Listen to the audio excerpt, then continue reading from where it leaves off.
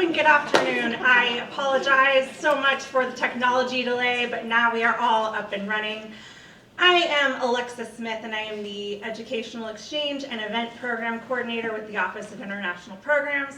Thank you so much, everyone, joining us in person and online. We got some people on Zoom as well.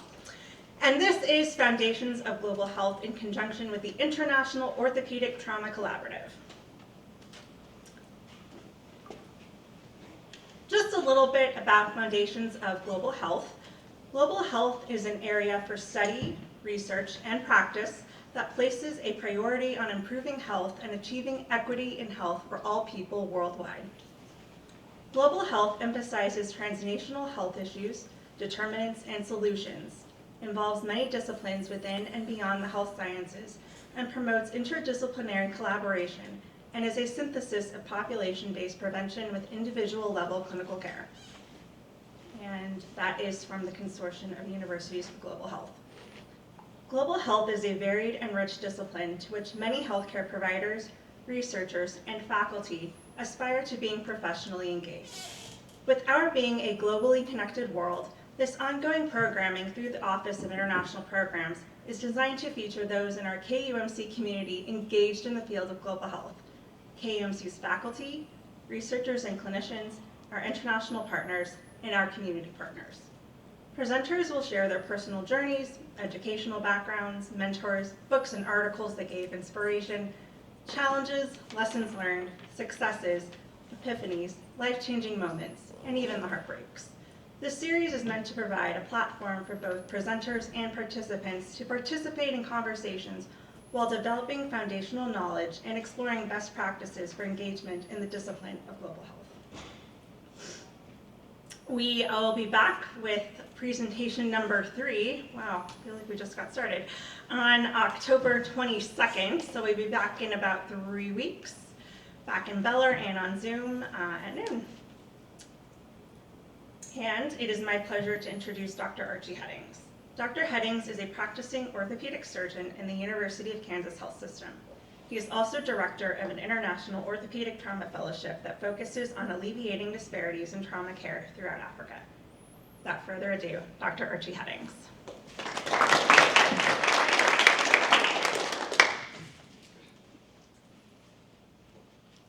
Thanks everybody for coming. We're a little bit behind, so I want to kind of dive right into it. I know a lot of you saw our last lecture we did, which was an introduction to orthopedic trauma. Today, we want to step a little bit further into this, and for everybody that was at that lecture, particularly the students, you know, one thing I told you was, they said, you may not be going into orthopedics exactly in terms of like orthopedic trauma, that is. You may go into orthopedics, or you may go into another field of medicine. But if you get anything out of these lectures, hopefully what you'll get out of them is a roadmap, maybe of whatever type of medicine you go into, how you can take that medicine that you're doing, and then you can use it to help people. Maybe you don't have the advantage of receiving that type of medicine. So what we're discussing is a brief overview of the African Trauma Initiative. I have up here our first 3 fellows that we've graduated. If you go from left to right, Dr. Solomon Goshu, Dr. Abby Workyu, and Dr. Patrick Kinda. Dr. Solomon and Dr. Abby are from Ethiopia. Dr. Solomon is the first foot and ankle surgeon in Ethiopia. Dr. Abby is the first American-trained orthopedic trauma surgeon in Ethiopia, and he's one of 6 orthopedic trauma surgeons there.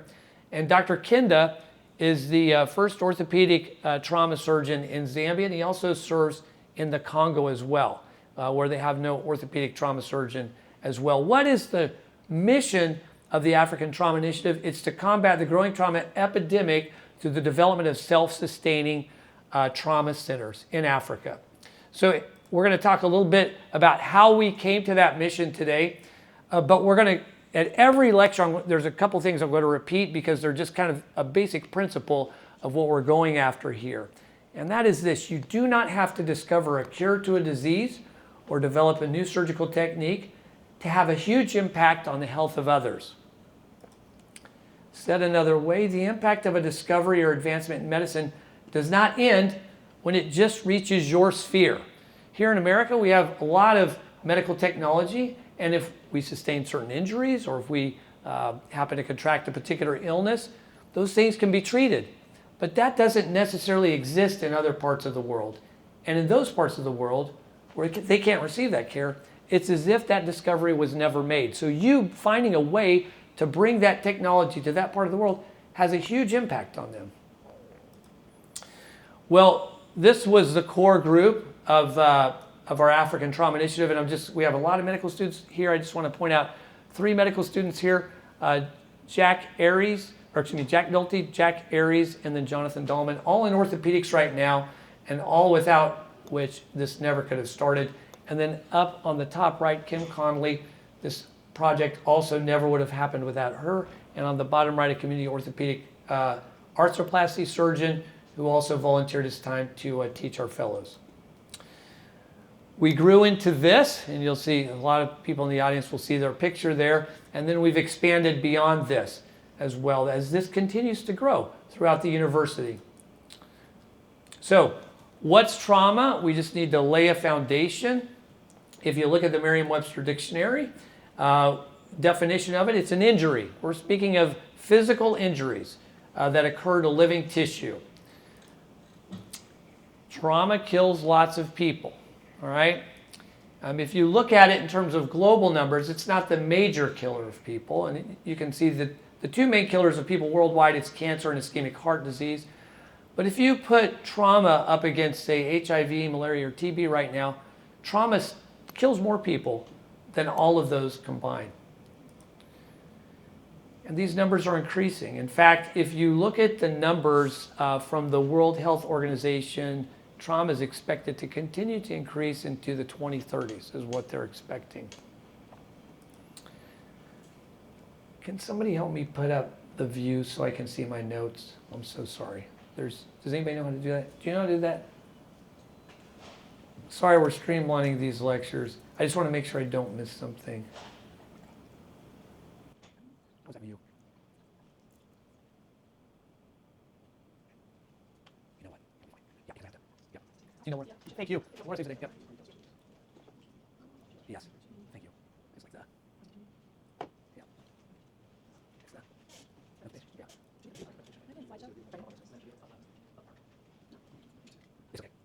okay. It's okay. It's technical. It's okay. Sorry about that.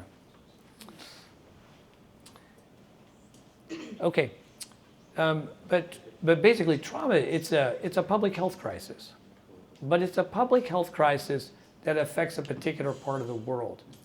Because when you look at all those trauma deaths that are occurring, which are quite a few, 93% of those are occurring in low to middle income countries. That's where they're occurring. So, and as a result, not only does trauma kill, but trauma also disables. It's the major cause of disability in low to middle income countries. And let me back. I'm going to do one more thing. And it's the leading cause of death in those under 35 to 45 years of age. So when you're talking about trauma and the population it affects a relatively young population. Mothers, fathers, college students, adolescents, young children. That's who trauma is killing. And that's who trauma is disabling. So this is just a graph. We went over this in the last lecture. We'll go over it quickly. But if you look at disability adjusted life years of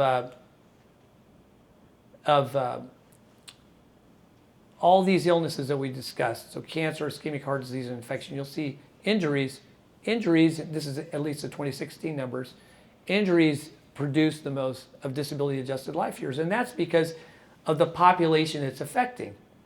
You know, when you're killing people in their 40s and younger, that's a much different thing as opposed to cancer. The peak death for cancer patients is in their 90s.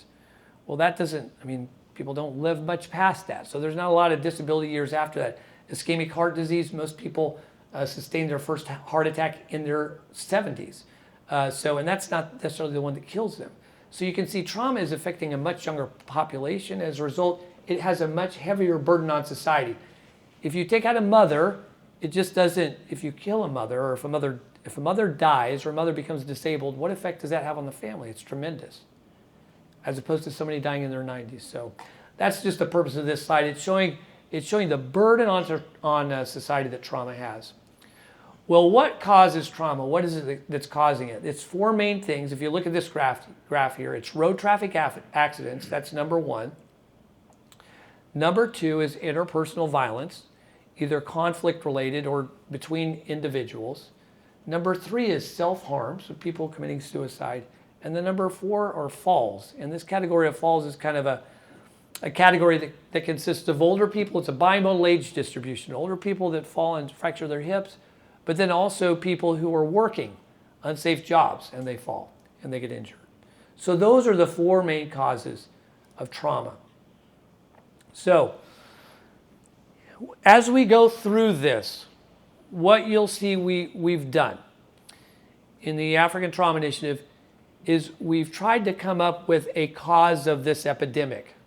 So just to give you an idea of how I started in international health, I first started going to Eastern Europe and Romania, and that was one of the poorest countries in Europe. When I started going there, it had recently entered the European Union.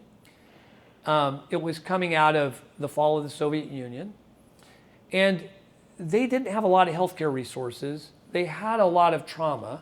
They couldn't treat it all as quickly as they would have liked, and they didn't have all the medical technology they needed. Over the years, I saw, as the European Union put money into Romania and education, how that healthcare system changed dramatically. So I was able to watch this occur in a country. Then, for the first time, I went to Africa. And what I saw there was eye-opening in terms of the numbers of patients that were overwhelming the system and the amount of resources they had to treat those patients. Why is that? When you see a problem like that and you want to alleviate it, you have to ask yourself, why is this occurring? Why is there this epidemic of trauma in Africa? So we have a solution, but the solution is based upon what we perceive the etiology to be. And we're just going to kind of quickly go through that. And let me check my time here because I don't want to talk too much. Okay. All right, so we're going to go through this kind of quickly. And by the way, everybody feel free to get food because, I got so many people to come here by advertising this food. Yes, so, yeah, do not feel bashful about getting up to get some food. So, but the highest concentration of trauma, it occurs in Africa. So let's go through the four main causes of trauma, and let's look at that, how it pertains to Africa. So if you look at workplace fatality rates per 100,000 workers, look at this map of the globe, and then if you look at the incidence here, the more dark you get in terms of the red color there, I guess that'd be burgundy, that's the higher incidence rate. Well, look at Africa. So, and if you look at these numbers, the highest place of workplace fatalities in the world is in Africa. Road traffic mortality, we looked at this at our last discussion on an introduction to orthopedic trauma. You can see that road traffic mortality rate, compared to the rest of the world, it's very high, it's very concentrated in Africa. In terms of conflict-related violence, Africa rules the world in terms of conflict-related violence deaths. And in terms of suicide rate, Africa leads the world in suicides. I'm not getting down on Africa, and I put a graph up here that you can see all throughout the world, suicide rates are coming down. It's interesting. But if you follow this graph, if you come out here, this goes up to 2019, you can see Africa just inched out Europe, I believe. So they're all relatively close, but Africa still leads the world in suicide. Well, you put all that together, you can see why Africa has such a high incidence of trauma. But why is it? Why is it Africa is so affected by trauma? What is it? So it's a public health, right? Trauma, as I've put it forth here, it's a public health problem. And if you think of other public health problems, how have we solved those? Like take, for example, neural tube defects. When I was younger, I can remember as a child, raising money for March of Dimes. March of Dimes was a campaign to figure out how to solve neural tube defects. And one of the things we found out was it's due to a folate deficiency. As you guys have gone through schooling, you found out that early on in pregnancy, before you even know you're pregnant, if you have a folate deficiency, it can lead to a neural tube defect like spina bifida. So we came up with these campaigns or these policies to supplement our food with folate. And it resulted in a dramatic decrease of our neural tube defects. So we figured out the etiology of neural tube defects. What we're trying to do here is we're trying to figure out what is the etiology of this trauma epidemic? What's causing it? Well, one reason why Africa, I think, is so susceptible to trauma is because it's the youngest continent. I have here, this is just some of the people. By the way, our newest fellow is here, Dr. Beza, right there. Raise your hand, Dr. Beza. And so this is part of his team. These are young physicians, but right here, this young lady right there is the chairman of the department. It is, when you go to Ethiopia, the average age in Ethiopia is 15. It's hard to wrap your head around that. The average age in America is like 40-something. So it is a young country. By the way, I love that environment. It's a lot of fun, but this is a young group. Well, it's young because just in general, the continent is young. But with that youth comes a lot of human capacity. I mean, there's a lot of people that can do a lot of work. Think about how hard we have finding people to do a job in America. That's not a problem I've seen in Ethiopia. There are a lot of people there, young and willing to work. They have a tremendous amount of human capacity. Poverty strongly affects Africa. If you look at the World Bank estimates, I'm sorry, I had these in my notes, and if you want them specifically, I can get them for you. But there's like 56 nations in Africa, and 23 of them are considered low to middle income, 23 of them are considered low income. And that is just, that is, if you look at the world over, a large number of the low income countries in the world are concentrated in Africa. And then, in addition, Africa is rich in natural resources. Why is he talking about this? What does this have to do with the etiology of trauma? We're going to get to it. But if you look at what Africa has to offer in terms of natural resources, it's rich in diamonds, it's rich in gold, it's rich in copper. It has the world's largest platinum and chromium deposits. The Manhattan Project, which was what America used to develop its nuclear bomb that brought it to global dominance, the majority of that uranium came from the Congo. So there are huge uranium stores in Africa.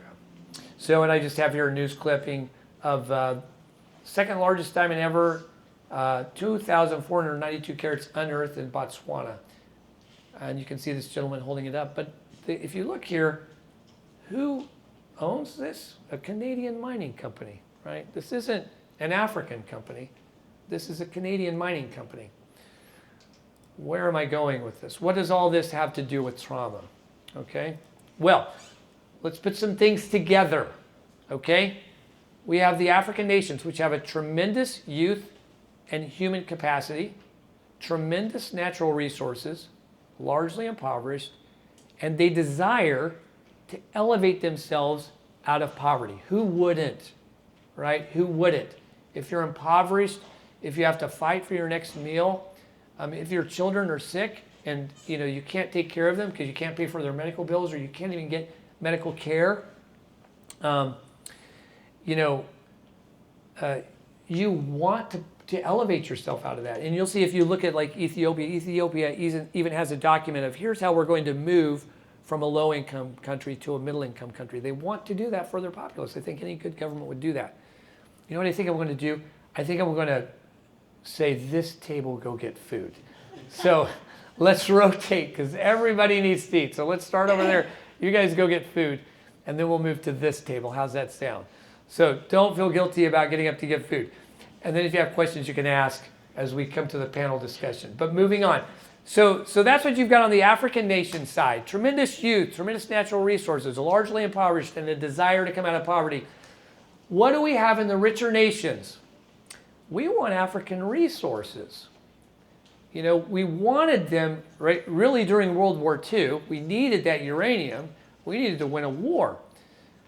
Now, if you read on this, everybody's moving toward renewable energy, right? We're trying to be responsible stewards, you know, of the energy that we use and of the earth. A lot of these resources that we need to develop renewable energies are in Africa. They're not all just there, but a lot of them are there. And we need human capacity, right? We need somebody to do labor for us. It's just look at how much migrant labor occurs here in the U.S. So, and we have the ability to make financial, political, and military investments in Africa. So if you have richer nations that want something out of Africa, and then you have Africans that want to elevate themselves out of poverty, and in some respects, the countries are competing against each other. It's not just like one country has the diamonds and one country has the gold. So when these countries are negotiating with richer nations, they can say, look, either you give us the best deal or you can't negotiate with anybody.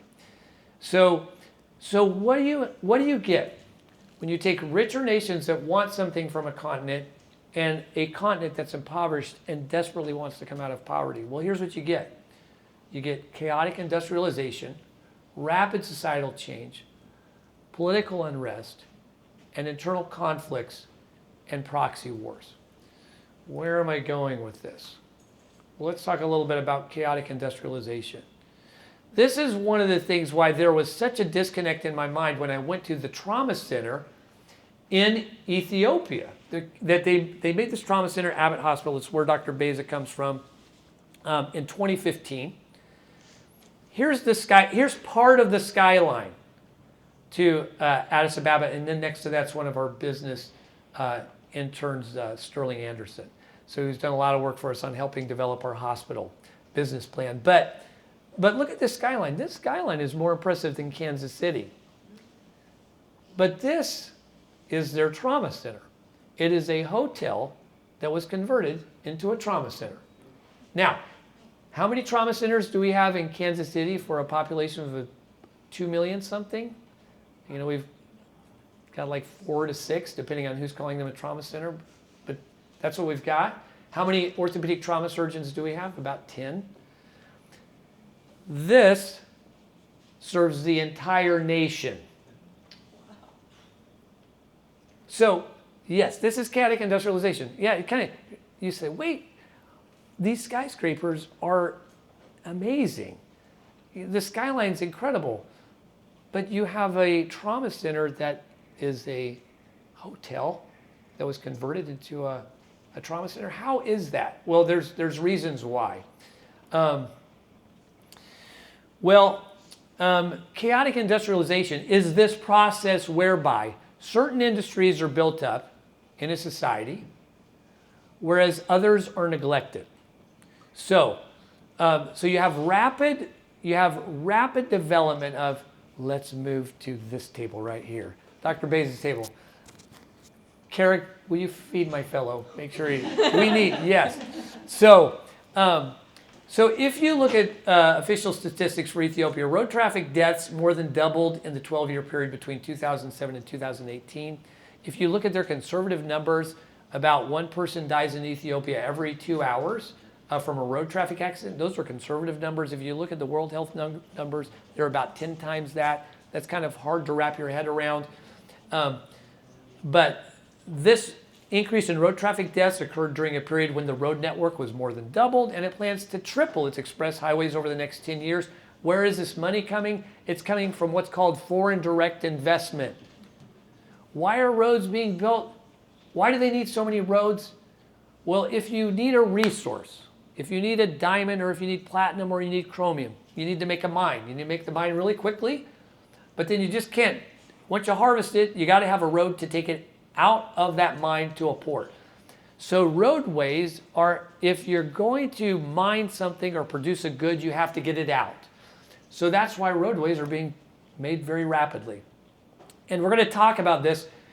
We don't want to get into the weeds of it, but it just makes the point. These roads have been made not by Africa paying for these roads, not because they said they need these roads necessarily, but because they've been paid for by richer nations who want something.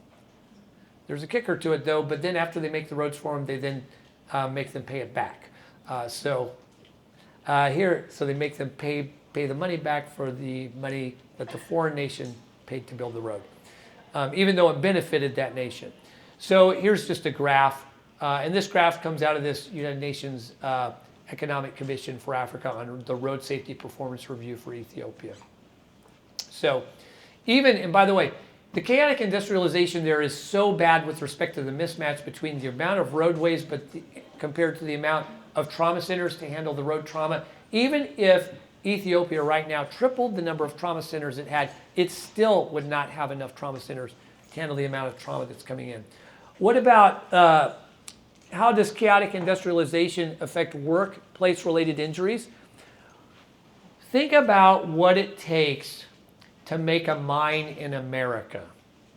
Think about all the checks and balances you have to go through to ensure the miners are safe, to ensure that the waste disposal is done in a safe fashion, to ensure that the roadways in and the roadways out are safe. Think about all that goes into that.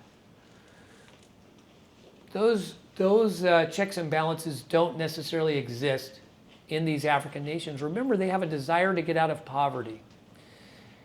And so what you'll find is this one article points out is that the rate of occupational related injuries is dramatically increasing in Africa. The Organization of Occupational Health and Safety Services in these nations where they're getting lots of money to build up industries very quickly, their bureaucracy in order to oversee these industries is not growing at a comparable rate. So if you have a bureaucracy that checks out workplaces that's not growing as fast as the workplaces are being created, they can't look out for the workers. In Ethiopia in particular, we're talking a lot about Ethiopia, but there's been some studies there that show 1 in 3 workers have sustained a significant work-related injury. And as we go through this, and if you look at some of our reels and you look at some of the working conditions that these African workers have to work in, you will not be surprised at the amount of workplace injuries that occur. Well, with the harvesting of resources comes competition for those resources.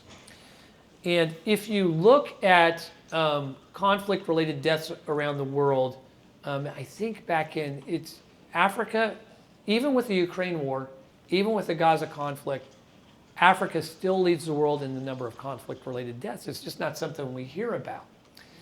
But this is just a graph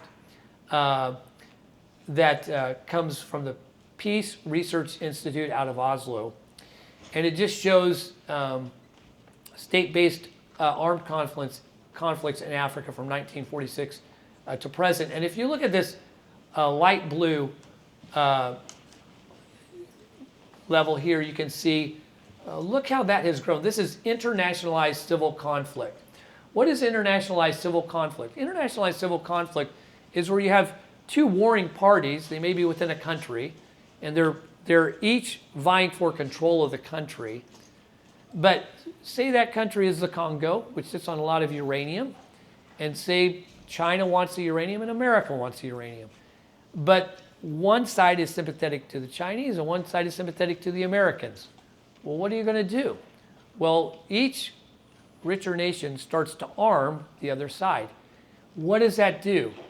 What that does is it gives those sides weapons that they never could have afforded before, that have a tremendous amount of increased lethality. And so I see people shaking their heads, but that's what happens.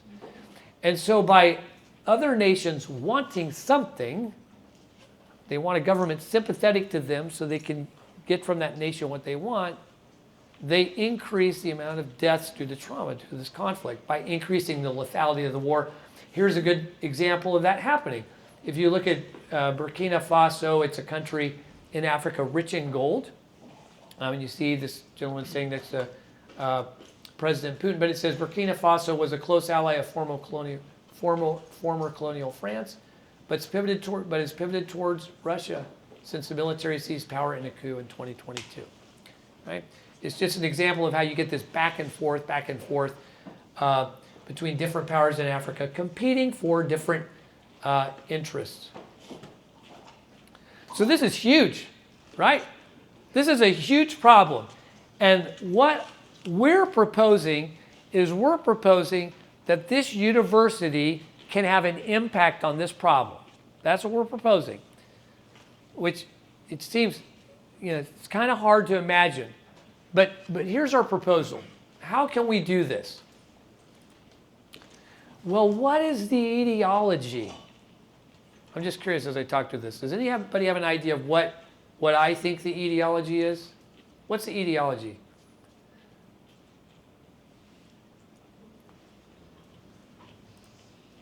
Let's go back to this. There's a common theme here.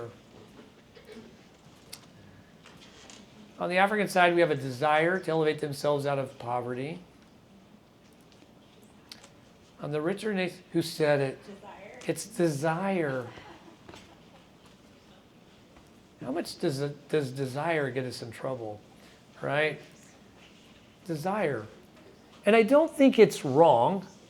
I don't think it's wrong to desire something. I don't think it's wrong to desire that we would want to become a greener nation. I don't think that's wrong. But what I think we need to add to our desire is a thoughtfulness. We need to add a thoughtfulness to our desire. And this is where we're going with this. So how do you increase thoughtfulness? Well, it's through education. Well, what is a university great at? I mean, that's our thing, right? We educate. And so right here, I've got a picture of Matt Jacobson. Next to that's Dr. Abby Workue, one of our fellows, and then Bakar Amada, and then Dr. Solomon. So, and then Casey, where's Casey? Right, raise your hand. I didn't have a picture of you, but they make up our film and media team. Dr. Jacobson is a film and media professor. This project, in many respects, wouldn't be going without him. I just sent out an email to a professor in film and media at KU, and I said, I have this problem I need help with raising awareness about. And he just responded. This is how a university comes together, because through this, in my notes, I have the number of reels we've done. How many reels is it, Bakar? How many reels are we up to? Probably like 50, 60. 50, 60 reels we've produced. And we've got a short form documentary on the trauma epidemic that we're getting ready to drop into film festivals. So plus we're doing a lecture series. So everybody can be a part of this. There's so many ways we're reaching out to people to raise awareness about this. And we're doing research on this, to make a change in the scientific community. So number one is, if you want to affect desire, you educate. And there's plenty of examples in American history of how people being educated about a particular problem have changed their attitude about something, and then that's made a tremendous impact. So that's one way. This just shows our team in Ethiopia. Here we are. I'd call this our situation room. When we were in Ethiopia and we would film, we'd come home at night, and this is a multidisciplinary team of people on the business side, people on the film and media side, nurses, medical students, residents, and we're all just looking at what this is just one of our trips we took. We've taken a couple of these, and we're just kind of talking about how do we best get this message out. So it's a lot of fun, but you can see it's late nights. We would work late into the night. All right, how much time we got? Okay, do the medical students have to leave right at 1? Okay, all right, so we're gonna blaze through this for the sake of panel discussion. We discussed in our last lecture how trauma is treated, and I gave the analogy of reconstructing a house, and you can think of orthopedic surgeons as the carpenters of that house. Fractures are the most common outcome of an injury requiring treatment. Musculoskeletal injuries account for the majority of disability following trauma. What are the effects of trauma? I give an example of an open tibia fracture. The mortality of that is about 80 to 90% untreated. So orthopedic trauma when practiced well, saves lives. And here's an example of an upper extremity injury, a Montesia fracture. This is a Galeazzi fracture of the, here on the left, and on the right's a femoral malunion. Both of these are examples of crippling injuries. And the fact that overall outcomes after serious trauma, in orthopedics in particular, are good when appropriate trauma and rehabilitation care are rendered. We have looked at what is coming into the Ethiopian trauma system. One of the places where we're trying to make an effect. What is it? 64% of the cases are orthopedic trauma, about 26% neurosurgical,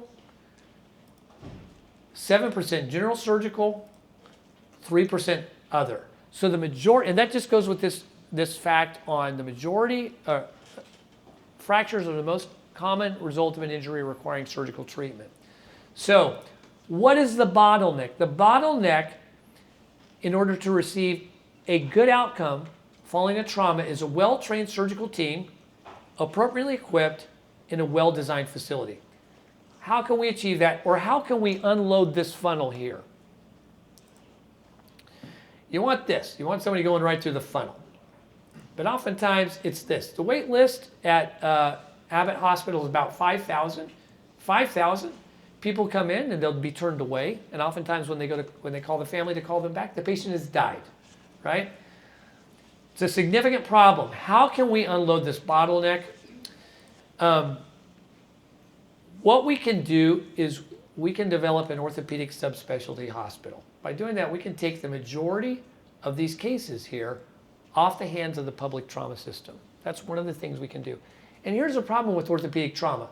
If you have an open fracture versus a neurosurgical emergency, the neurosurgical emergency or even the general surgical emergency is going to get the operating room. The orthopedic trauma will be turned away. Even though that patient may die a month later, they get turned away. So you have this acuity problem. But here's the thing, that neurosurgical patient that got in right away, their outcome is not that good. They'll still more likely than not have neurologic deficits and be dependent on society. However, if you would have treated the open fracture, you could have got that patient back to doing what they did before. So the irony of this whole system is that the higher acuity, more resource demanding, and poor outcome trauma patients are often the ones that receive care, while the lower acuity patients do not receive care, and as a result, die or become disabled rather than achieving the good to excellent results with fewer resources had they been treated initially.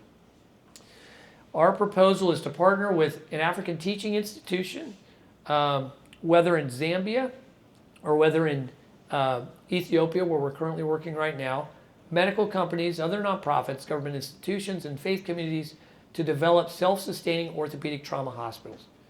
Doing so will alleviate the public hospitals of the majority of operative trauma they are seeing, allowing them to treat the higher acuity, more resource demanding trauma. Sorry I brought that to a close so quick, but I want to have a time to have people ask questions. For an American university to accomplish this, it requires the collaboration of multiple schools of study to include medicine, nursing, allied health, business, architecture, film and media, history and philosophy, economics, and other liberal arts. All right, so helping do the panel discussion today is our 2023 Romanian team who traveled with me to Romania. Colin Frecking, Laura Jackson, and Michael Brahman. Why don't you guys come on up? Lauri is a nurse who works with me in the operating group. She's also on the board of the International Orthopedic Trauma Collaborative. She's also going to join our panel discussion.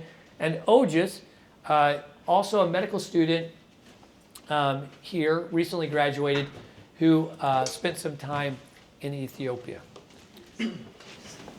Okay, go ahead, Colin. Yes. And if you have to leave, feel free to leave. Yeah. I know it's getting close to 1, and we'll actually have to run out here around 1 as well. But if you guys have any questions, especially students, about the medical student perspective of why we're involved in this mission, the impact we feel like we can have in these countries, as well as our experiences of traveling internationally and working within the orthopedic trauma community, I'll open the floor to the questions now. I would love to hear, just briefly, because I know we're short on time, kind of what your each of your individual responsibilities looked like in the lead up to your trip, and then once you were there, you know, what did that project look like from you guys' lens, and what were you individually responsible for? Yeah, so as you can see, there's been a couple trips to Ethiopia, and after our first year of medical school, there was conversations about going there, but at that time, the civil unrest and the civil war going on was so dangerous that we were not able to go, and so we traveled to Romania, where Dr. Heddings started his kind of dive into international health, and there we worked with their orthopedic traumatologists who have, you know, in the past decade, exponentially increased their resources as well as their training in treating orthopedic trauma. And they kind of, I would say, and I don't know if you would agree with this, Dr. Heddings, are kind of the example of the impact that you can have when you provide these surgeons that want to help their community with the resources and training necessary to have an impact. So we got to go work with them and see firsthand the great work that they're doing now and the ability they have to care for the people in their community. I'll talk just briefly about like responsibilities before, and then I'll let Michael talk about the paper that we ended up doing while we were out there. But a lot of the work before, like us three specifically, we joined in around December ATI, and then we're involved in the weekly meetings. We're involved. Us as the medical students, we're in charge mostly of the research, like what kind of research are we going to perform in these countries. One of my research projects I have is actually in Zambia, so working with the doctors in Zambia and Dr. Kinder. So a lot of it is finding projects that will help what we're trying to accomplish as part of ATI, and then obviously going out and having the experiences. And we talked a lot about how medical students and medical professionals, especially in the US, get jaded, from the first year of medical school through that, even into being an attending and going and seeing different environments and different patient populations, different physicians. I think just gives a really good perspective. That's something that I at least think about all the time now, and like how I want to treat patients and what I think is important. But I'll let Michael speak about the paper because I think that's the most important. Sure. Yeah. So I think everyone's touched on good points. And I think we spent some time talking about the fellowship that Dr. Heddings had started with the focus on Africa. But another piece, kind of getting back to this theme of how education can change a lot of these outcomes, and particularly where kind of all of us come in, is Dr. Heddings is so focused on also having us be able to have these experiences internationally, like Laura mentioned, to kind of increase our exposure and also deal with some of that burnout that's so common when we're getting crushed by the first couple of years of didactic work. And then hand in hand with that, Dr. Heddings has also astutely noticed that research can be a vehicle with which we can also develop new understandings, kind of find other etiologies at which we can approach these types of problems. So my time in Romania was a little bit different than my two colleagues that also went. I spent most of my time with the anesthesiologists in Romania. And anesthesia is pretty interesting there. They are responsible for surgical and perioperative anesthesia as well as critical care and the ICU all at once. So it was very interesting to get to spend time with them. Really, when we had embarked on that journey, the kind of research question of interest that I had, which is something that I've thought about for a long time. My mom is a pharmacist by training, and she spent a lot of time working at the state level related to the opioid crisis, not only in our state, but nationally. So it's something that I had just kind of had exposure to growing up, and was something that I was sensitive to when we went there, because the way in which, obviously, dealing with perioperative pain management is incredibly significant in, not only in surgery, but also very specific to orthopedic surgery, some of the most challenging perioperative pain to control. And the unique part is that, unfortunately, the United States is a bit of an outlier in how poorly our outcomes have, diverged with the use of opiates. Particularly, we have this landscape of medical transition into this new wave of kind of synthetic opiates, and how, and terrible overdose death tolls that's had kind of on the national level. And the unique thing about it was going to Romania, they use basically zero opiates. I asked a handful of anesthesiologists how many times have you prescribed an oral opiate for anyone, either in the perioperative setting or for some other sort of chronic pain. And I think I only had one person say once. Everyone else said zero. So that kind of, it obviously, when you hear something like that, it begs the question, like, then tell me what you're doing to manage pain. So I got to spend, about a little over a week there kind of observing, and, there were a handful of different medications that they utilized, one of which really caught our interest and that spun off into kind of a handful of papers. Is this unique drug called metamizole that we can't use in the United States. Actually ended up being a bit of a kind of this investigative endeavor, more so than research, where it's banned in the United States. It turns out it looks like the original data that decision was made by the FDA doesn't really make a lot of sense. It was done in concurrently in people receiving high-dose chemotherapy. The concern was agranulocytosis, but high-dose chemotherapy also causes agranulocytosis. So just opening our minds to the potential that maybe Western medicine isn't all-knowing, and there are big things that we might be missing, times where we go wrong. Such a good point.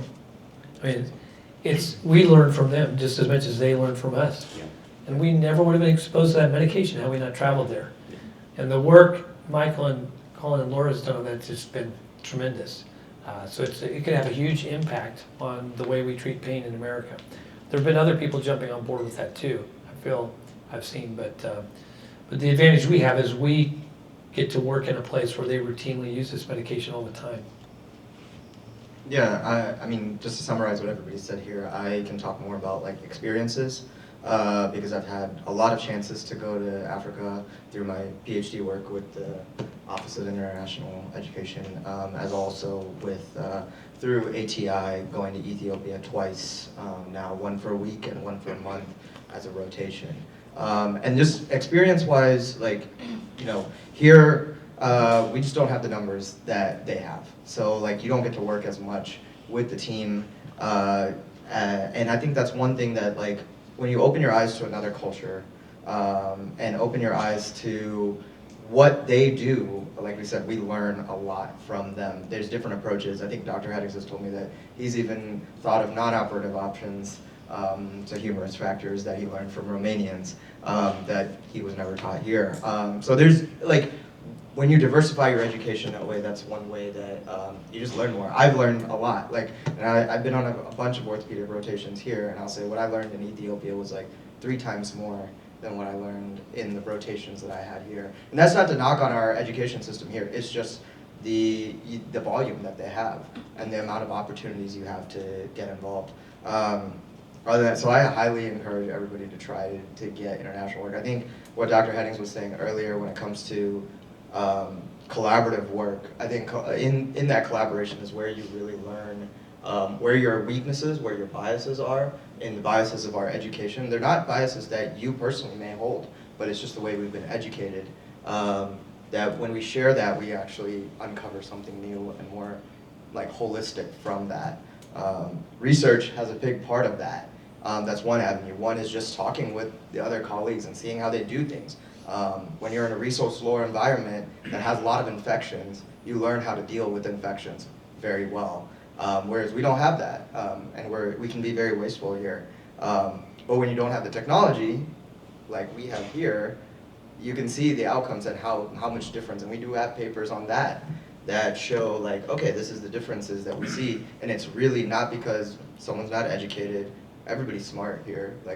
People around the world are very smart. It's really just because they don't have the resources or they don't have the access to, in Ethiopia, they have 4 OR rooms for the whole country dealing with all this trauma. That's it, 4. Am I right, Dr. Beza? That's it?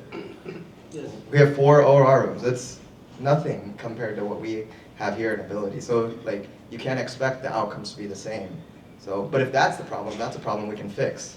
And I think that's what ATI really tries to go at a 3-pronged approach, that sharing education between each other, and that's the first thing, making sure we're on the same page. Second thing is making sure we have the same equipment so that we can actually have this best treatment for everybody, and then building sustainable suburbs so that it's not oh hey, these people constantly will need help. It will be, they can do it on their own, and we'll learn from them as well.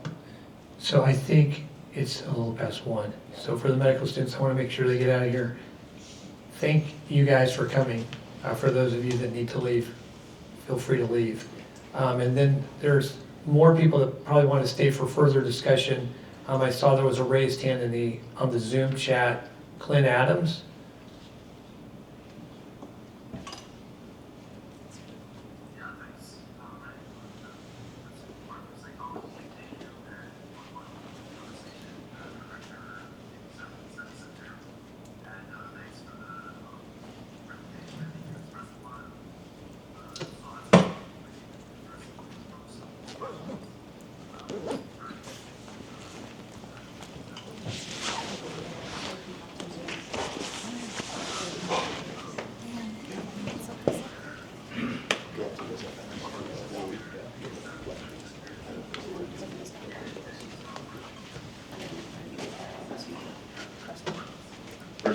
Can you hear me? So sorry. Say that again. Laura, thank you. Yeah. Colin, Laura, Michael, thank you so much. Everybody who came, thank you so much on the medical student side. Those who want to stay and ask questions, feel free to stay. Lori, come on up here. You're on the panel. Yep. Okay, Glenn, can you please, sorry, we had a lot of technical difficulties today. My apologies. We got started late. But can you ask that again? So you're from the Department of Psychology? Yeah, sorry, I'm also an airport mom, so contributing to the difficulty. But yeah, I'm the Department of Psychology at KU and also the director of the Kansas African Studies Center. And I wanted to note that the Kansas African Studies Center is not a teaching department. It's a unit that transcends the entire university, including the Med Center, where we're interested in people who are doing research from different departments, but with a common understanding of the situations in the African context, as you described so well in your presentation. So I think that our missions resonate quite well, and I'd be interested to talk to you more. I want to say that we're not the only area study center at KU. There are a bunch of other area study centers for different geographic regions, and I would encourage anyone there who's doing work similar to what you're doing to check out those. And I know that Kimberly is in contact with many of these units, and she can be a nice conduit for the resources that they have. Finally, I put a note in the chat, but I'll just make the announcement here. We are, Dr. Heddings, I know you presented at the MOTH conference, the Mid-America Alliance for African Studies 2 years ago. They're having another conference at the end of this month, also at KU Med Center. It would be great if you or your students, especially the students who were on the panel, if they wanted to present about some of their work and their experiences. I think there are a lot of interesting intersections that we might find and develop, especially as you've been doing with film and media and some of others on the list that you presented at the end about the whole university approach. I'm very, very encouraged to hear that and hope that we can have some conversations about that later. So it's not really a question, more of a plug. I'm going to get off the call because I have to go catch a plane, but thank you very much for your presentation. Hey, thank you so much. Let's get together. Love it. Thanks, Glenn. Also on the call, we've got two of our former fellows, Dr. Kinda and Dr. Solomon. I'm just curious, Dr. Kinda, Dr. Solomon, do you guys have any thoughts, anything you'd like to say about this brief overview? Anything you'd like to correct? Do you think my assessment was accurate, or would you have anything to add to it?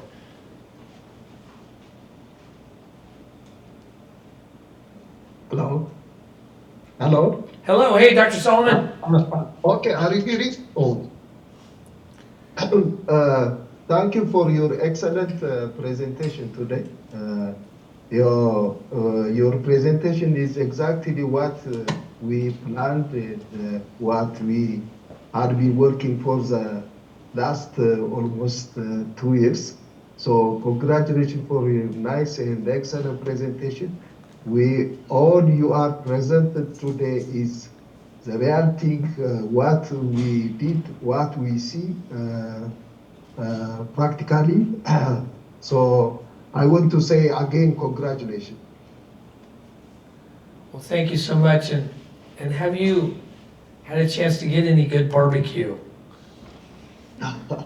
Yeah, I love that barbecue, yeah. Especially barbecue number 38 or another barbecue. Your Mongolian barbecue. Mongolian barbecue is the best one, yeah.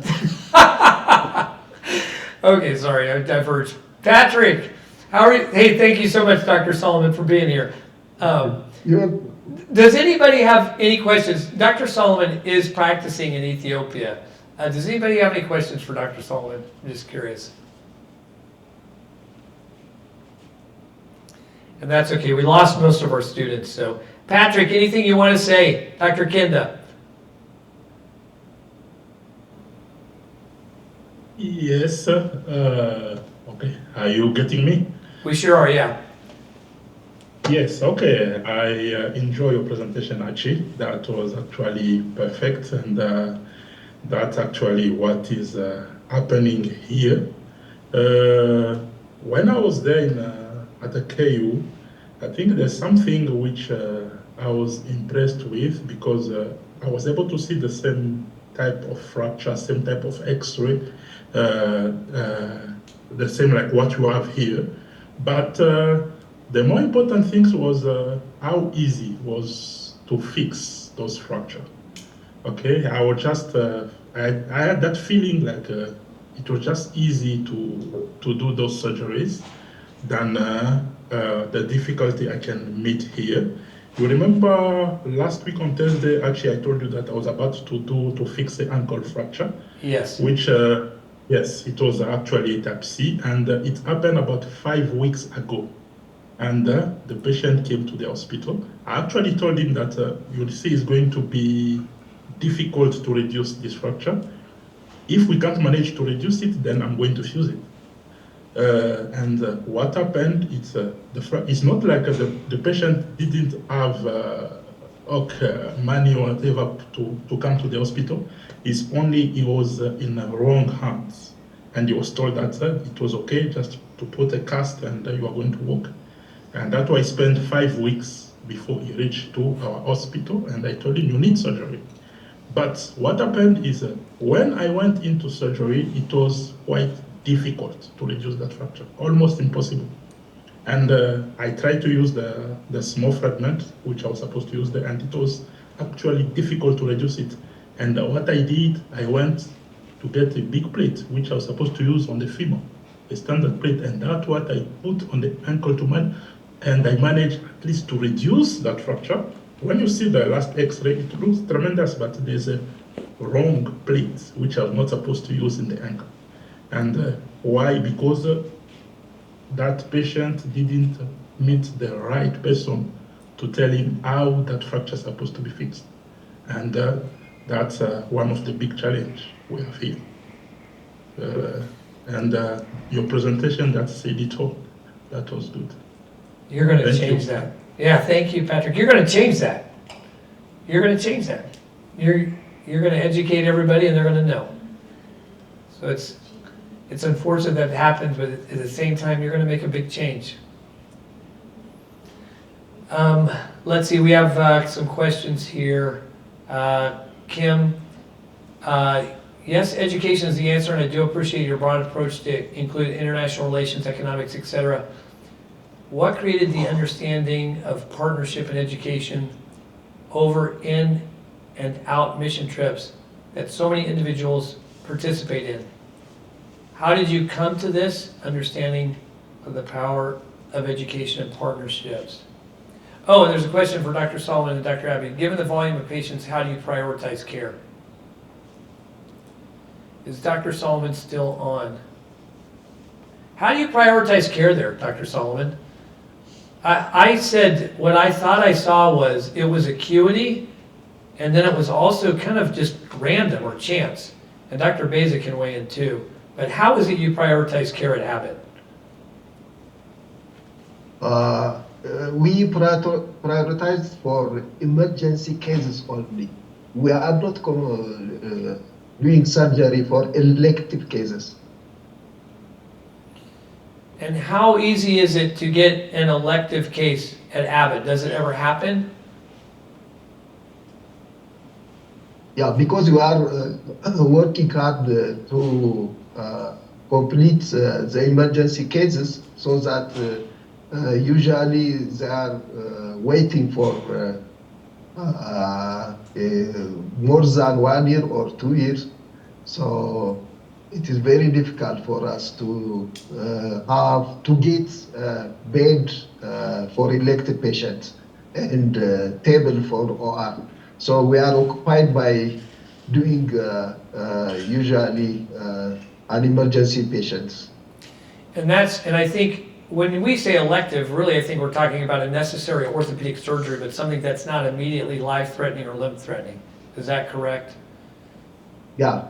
Yeah. So it gets to that point I was talking about where, you know, the cases that really have the poorest outcomes in some respect and take the most resources are the ones that make it in. And the ones that you could get a good outcome from and treat with lower resources from, you can't even get those in, which is very disappointing.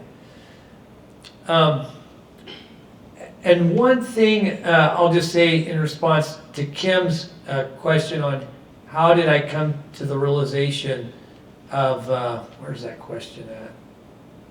Of working together. That was heavily influenced by Lou Zirkle of Sign Nail. Lou Zirkle, before I started doing international work, I was put in contact with him, and he just talked with me for quite some time, and he gave me his philosophy on doing international work, and he said, when you go international, don't go there to necessarily tell somebody how to do something. Just go there and see how they work, see how they treat their patients, see what resources they have, and just help. That's what he told me. He said, just go there and just offer to help. And it was the best advice I was ever given. He's a very wise man. He's done very great things throughout the world. So that's the person who really influenced me there. And then the other thing I'd like to lead into is nursing, because we have Lauri on the panel here. We've got Kara, also went to Romania with us, and I don't want to neglect the nursing component of this, who, by the way, Dr.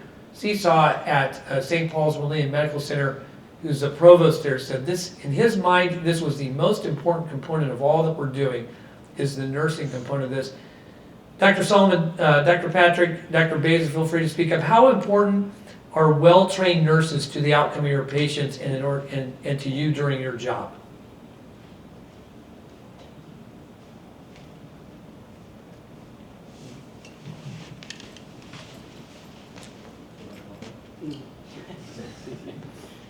So, you know, the nurse's job, especially in the OR, is as important as the one of the surgeons what's going to do, because we use we have guidance in orthopedics, and everyone should know what material to give you when you are going to operate. And most of our nurses are not trained, or they don't know the sets, the materials, the sizes, and they are not trained in that way. Most of them were doing just a general surgery case, not an orthopedic case. So we have a difficulty in understanding, and I mean, that thing will make you to take your surgery longer. So the longer surgery and the complications follows in terms of bleeding and even the outcomes in terms of bone unit. So that's really matters in training the nurses there. And we can't afford an infection in through all the battle that we have again. So it's very important. It's as equally. It's like if you like training a fellow, training a nurses, it's almost the same. It's equally important.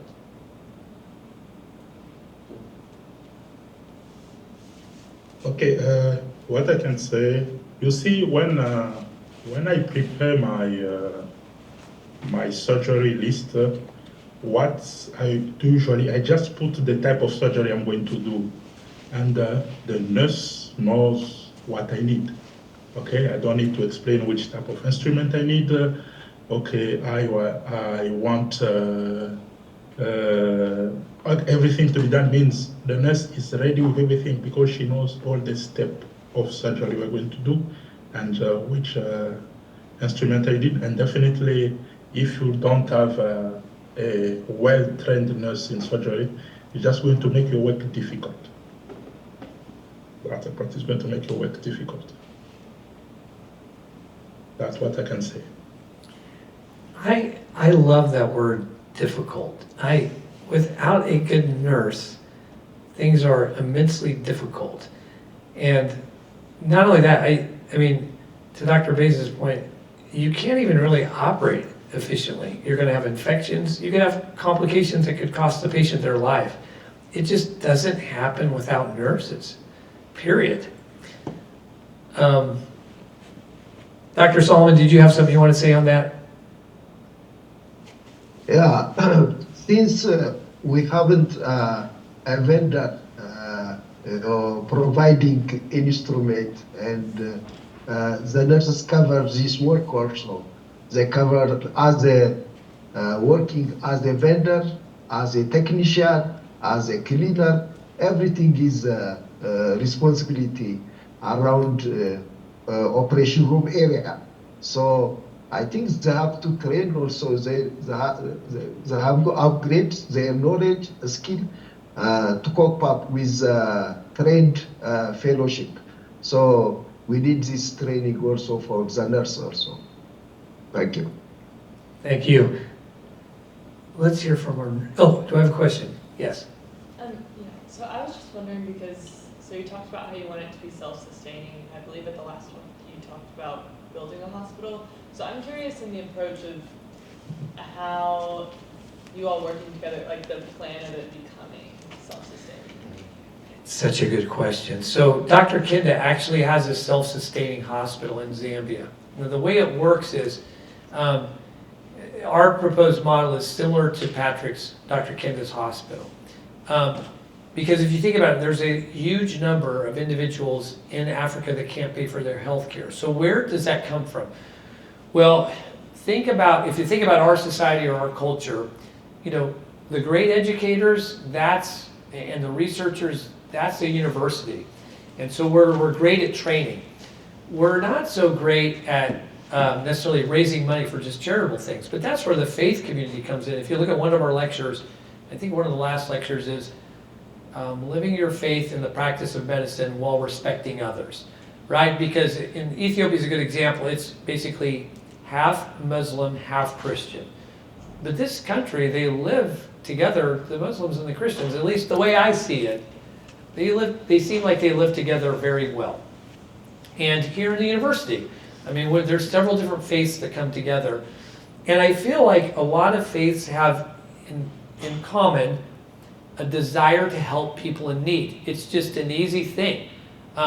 So the church that supports Patrick's Hospital is the Catholic Church. But I think you get donations from other groups as well. And our plan is we've reached out to faith communities to ask for their support to build a pot of money to pay for the surgeries for the uninsured patients until Africa gets to a point where the health insurance is at a level that you don't have to do that. But for right now, we need that. So just to give you an idea, there's a group called Made to Flourish. Made to Flourish, that's a Christian organization, but they're focused more on what they call common good type initiatives, not necessarily building a church, but they want to do things that are just good for everybody. They don't care who they are, just making the world a better place.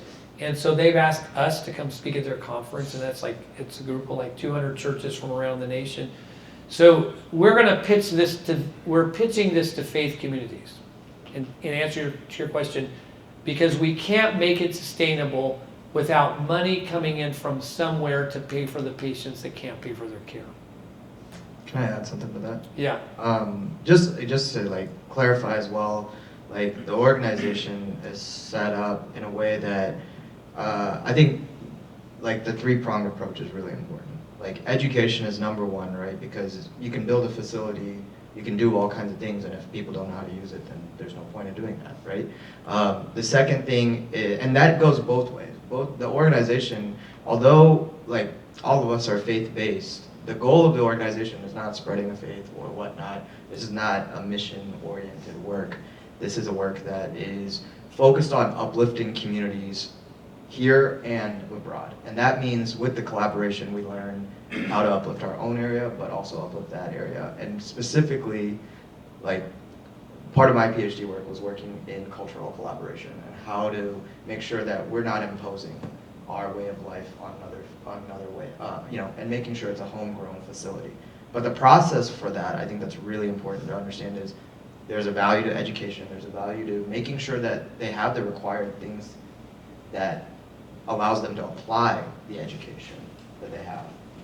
And then having opportunities for our students to go there, their students to come here.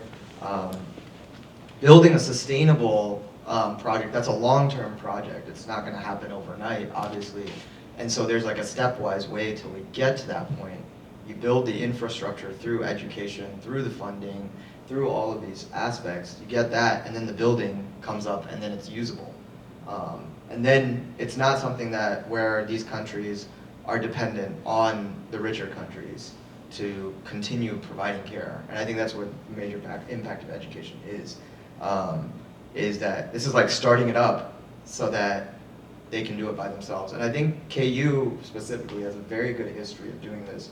One of the reasons I was ever attracted to this group was because I had a mentor, Dr. Mani, who was very involved in the plastic surgery, and he did a very similar work in other areas through our KU program, where he was like, I'll work with burn units in other places, but it's not like, oh, hey, we need to keep going back there. Now those burn units run on their own, without intervention from us. So I think it's, there is a plan, and it's not although we reach out to faith-based communities and people of good-hearted nature, I think it's really important to differentiate that this is not a mission-based work, this is not a short-term project, this is a very much long-term vision to uplift people around the world, including ourselves. And it's like, we've got our business team that have projected financial models for how much money we have to make, how much we have to charge for certain, procedures. So that's why it's not just a medicine thing. It's like we need the business team on the KU side to help us with. Our chief business officer is a graduate from the MBA school here at KU. So yeah, there's so much involved.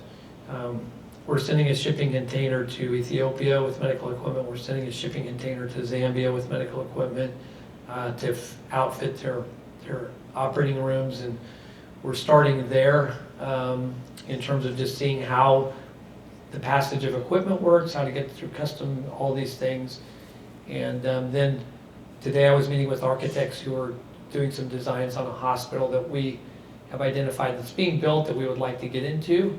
So yeah, but it is a very long process, and we're learning. So, yeah. All right, I think any other questions? Thanks everybody so much for coming. Thank you all so much. Feel free to come to all of these, and hopefully we won't have the technical difficulties these next ones that we had at today's meeting.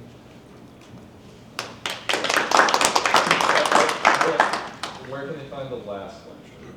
Oh, the last lecture. It's going to be on our website. So I think everybody knows that, but all the lectures will be on our website tomorrow. Thank you, Casey. Yeah. Also, yeah, we should be saying. Darn it, I lost the Zoom crowd, but Just a little too late. yeah.